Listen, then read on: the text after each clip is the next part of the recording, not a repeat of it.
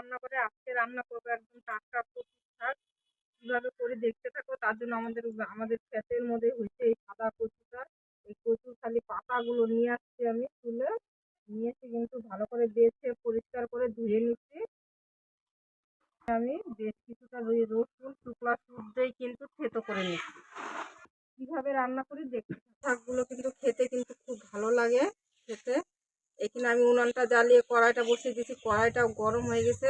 ফোড়নের জন্য দিয়ে দিলাম কিছুটা সরষের তেল, আর দিয়ে দিব বেশ কিছুটা শুকনো লঙ্কা। দিয়ে দিলাম শুকনো লঙ্কা ফোড়নে। কচু শাকটা কিন্তু একটু ঝাল ঝাল না হলে কিন্তু খেতে ভালো লাগে না।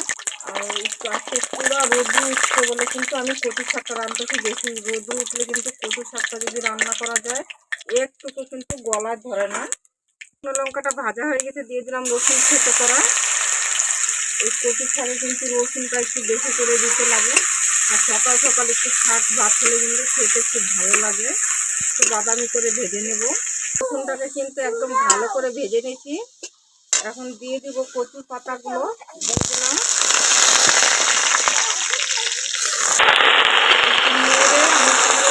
উপরে উঠিয়ে নিয়ে নাহলে কিন্তু চুলা লাগা যাবে।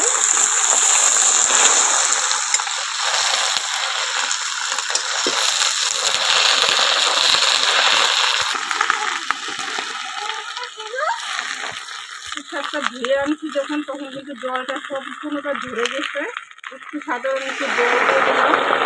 কচু শাকটা ভালো করে তাড়াতাড়ি মজে যাবে। একটু মজিয়ে নেবো সুন্দর করে, তারপরে মশলাটা দেবো। লঙ্কা কতগুলো গোটা গোটায় দিয়ে দিলাম, পরে থেতলিয়ে আমি সব ভেঙে দেবো। লবণটা একটু পরে দেবো। একটু চাপা দিয়ে দিলাম।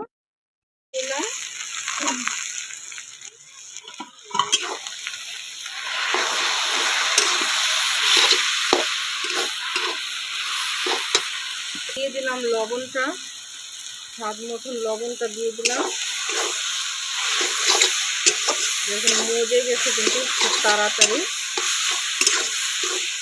জল দিয়ে দিলাম, যে কিন্তু লেগে গেছে। টাটকা শাক এখন কিন্তু আঁচটা কমিয়ে কমিয়ে রান্না করতে লাগবে, না হলে কিন্তু গলায় ধরবে। ঢাকা দিয়ে দিলাম। আর এখন চাপাটা আবার খুলে দিলাম।